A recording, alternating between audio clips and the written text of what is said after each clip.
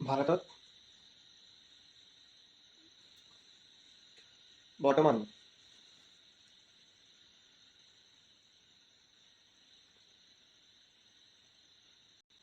উপস্থিত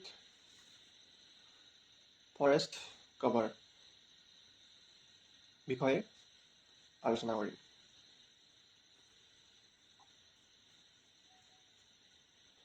আমাৰ গোটেই ভাৰতখনত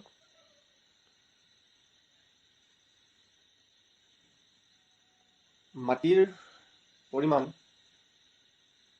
হৈছে 3.28 মিলিয়ন কিলোমিটাৰ স্কোৱাৰ। গোটেই ভাৰতখনত মাটিৰ পৰিমাণ হৈছে 32,87,263 বৰ্গ কিলোমিটাৰ স্কোৱাৰ, য'ত মাটিৰ পৰিমাণ হৈছে 91 অৰ্থাৎ 51%, আৰু পানীৰ পৰিমাণ হৈছে 9%। মাটিৰ পৰিমাণ হৈছে 51%, পানীৰ পৰিমাণ হৈছে 9%। এতিয়া আমি যদি ইয়াতে তথ্য এটা চাওঁ,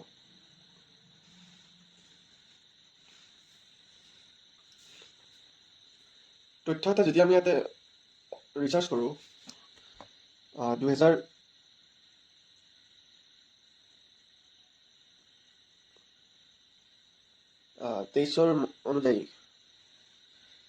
এই 23ত ফৰেষ্ট কভাৰ আছিলে আমাৰ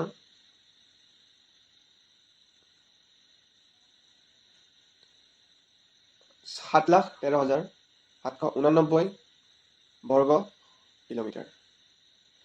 ফৰেষ্ট কভাৰ আছিলে 2023 ইণ্ডিয়া ষ্টেট অফ ফৰেষ্ট ৰিপৰ্টৰ মতে 7,13,789 বৰ্গ কিলোমিটাৰ, য'ত হয় আমাৰ 21.71%। ট্ৰি কভাৰ আছিলে গছ, য'ত ট্ৰি আছিলে কভাৰ, সেইটো হৈছে আমাৰ 95,748 বৰ্গ kilometre. Tree cover 95,748 kilometre square, য'ত 2.91%, 2.91% আছিলে। আৰু সৰ্বমুঠ সেউজীয়া বনাঞ্চল আছিলে গ্ৰীণ কভাৰ 8,09,537 কিলোমিটাৰ স্কোৱাৰ, 8,09,537 বৰ্গ কিলোমিটাৰ, য'ত হয় আমাৰ 24.62%, 24:62%।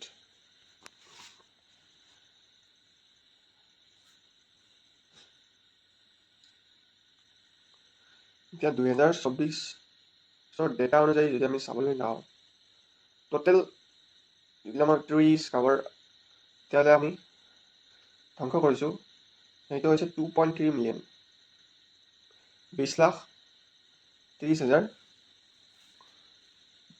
এতিয়ালৈ আমি টোটেল ট্ৰিজ লছ কৰিছোঁ। আৰু যিবিলাক ফৰেষ্ট কভাৰ আছিলে, প্ৰাইমাৰী যিবিলাক ফৰেষ্ট, সেইটো আমি হেক্টয়াৰত যাম, আমি 3,48,000 হেক্টয়াৰ্ছ, 3,48,000 হেক্টয়াৰ্ছ আমি লছ কৰিছোঁ। আপোনালোকে এতিয়া কেলকুলেট কৰি ল'ব, 1 হেক্টয়াৰত 10,000 square kilometre, 1 hectare is equal 10,000 square kilometre.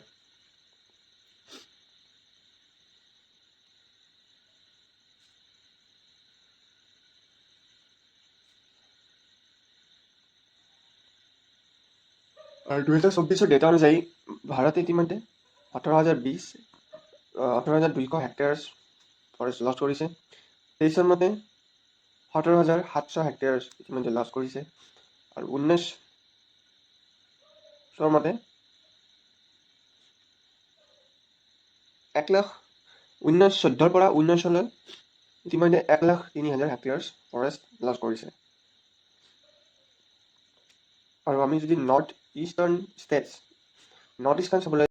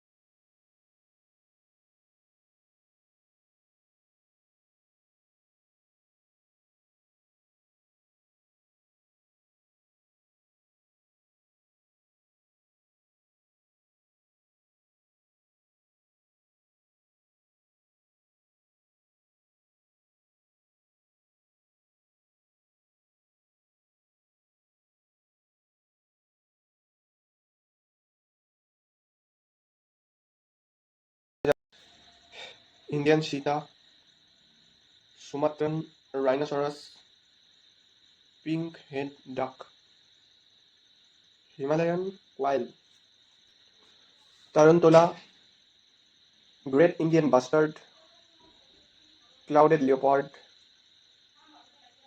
pygmy hog, hawksbill sea Asian elephant, snow leopard, এইবোৰ প্ৰজাতি এতিয়া বিলুপ্তৰ ফালে। কিয় বিলুপ্তৰ ফালে? কাৰণ আমাক ৰাস্তা লাগে, আমাক ঘৰ লাগে, আমাক 2টা ঘৰ লাগে, আমাক 3টা ঘৰ লাগে, আমাক মাটি লাগে, আমাক মাৰ্কেট লাগে, বজাৰ লাগে, নানা প্ৰকাৰৰ বিভিন্ন বস্তু আমাক লাগে। আৰু প্ৰকৃতিত বা পৃথিৱীত মানুহক বাদ দি কোনো জীৱ জন্তুক ইমান বস্তু নালাগে। মানুহক এৰি অন্য জীৱ জন্তুক ইমান বস্তুৰ প্ৰয়োজনেই নাই।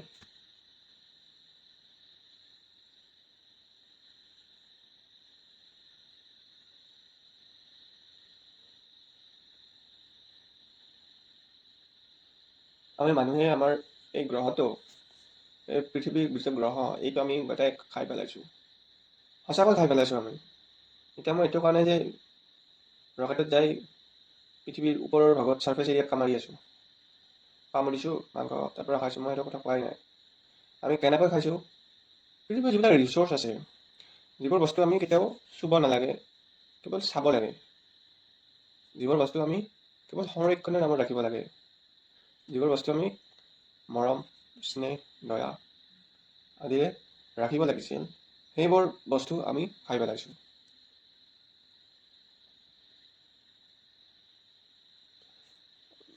মহিলাসকলে এইটো ফটককৈ বাচ্চা এটা জন্ম দি দিয়ে 9 মাহ।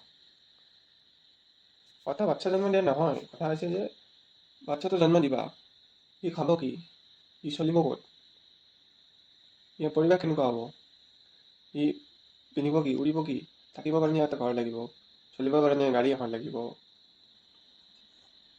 মোবাইল লাগিব। এইবিলাক প্ৰকৃতি ধ্বংস কৰিয়েতো আহি আছে ন, যিবিলাক আমাৰ নিডছ। চলিবৰ কাৰণে চৰকাৰে ৰাস্তা এটা তৈয়াৰ কৰিব লাগিব, অন্য কোম্পানীবিলাকে আৰু প্ৰডাকশ্যন বঢ়াব লাগিব, আৰু প্ৰডাকশ্যন বঢ়াবৰ কাৰণে আৰু জেগা লাগিব, আৰু জেগা লগাৰ কাৰণে গছ কাটিব, গছ কাটিলে অন্য জীৱ জন্তু এনেই মৰি যাব। এই কথাবোৰ আমাৰ কি চিন্তাধাৰাত নোসোমায় নেকি?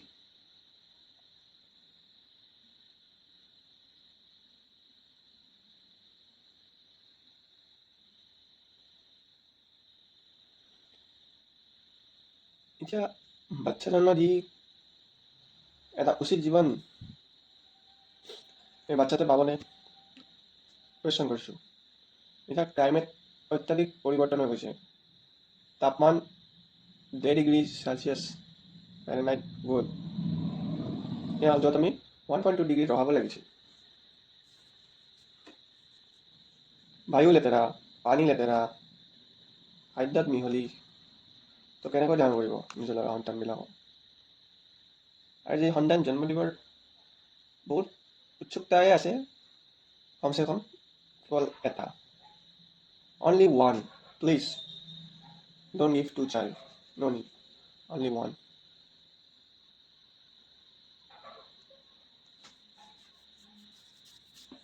এই যে জংঘল কাটি আছে, ফৰেষ্টবিলাক আমাৰ নোহোৱা হৈ আছে, এইবোৰ এনেই নোহোৱা হোৱা নাই, এইবোৰ আমি নোহোৱা কৰিছোঁ। ইয়াত চৰকাৰৰো দোষ নাই, আমাৰ পাব্লিকৰ ইয়াত 100% ফল্ট আছে। কেনেকৈ আছে? আমাক চলিবৰ কাৰণে ৰাস্তা এটা লাগিব। যেতিয়া আমি 3টা শিশু জন্ম দিওঁ, 4টা শিশু জন্ম দিওঁ, তো ঠিক তেনেদৰে অন্যায়ো দিব 2টা 3টা। সেনেকৈ 100 কৰোৰ মানুহে 2টাকৈ শিশু দিলেচোন 200 কৰোৰ মানুহ হৈয়ে গ'ল। এটা ৰিচোৰ্চ আছে 50 কৰোৰৰ, ৰিচোৰ্চ সম্পদ ভাৰতখনে ধৰি লওক 50 কৰোৰ মানুহক সম্পদ যোগান ধৰিব পাৰে, আৰু তাৰে ওপৰত নোৱাৰে। এতিয়া 200 কৰোৰ মানুহ হৈ গৈছে, এতিয়া 200 কৰোৰ মানুহ হ'লেতো ভাৰতখনতো কলাপছটো হ'বই। কিন্তু কথা আপোনালোকে চিন্তা কিয় নকৰে? Why don't you think it? যদি সন্তান জন্ম হয়ও কেৱল এটা জন্ম দিব, তাৰ ওপৰত এই দেশক আৰু নালাগে।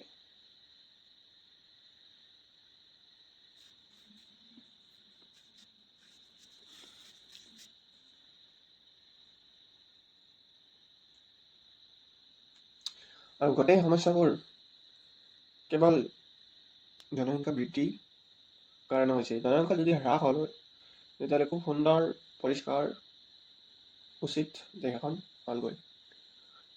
আৰু যিহেতু human has power to run the world, it can be poor, it can be middle class, or it can be upper class. Human has the power to run the world on their own way.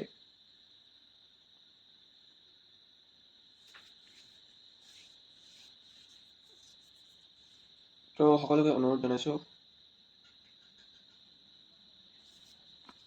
বাচ্চা এডালত সীমিত ৰাখিব, গছ পুলি এডাল ৰুব, কিন্তু ইয়াক যত্ন কৰি ভাল কৰিব।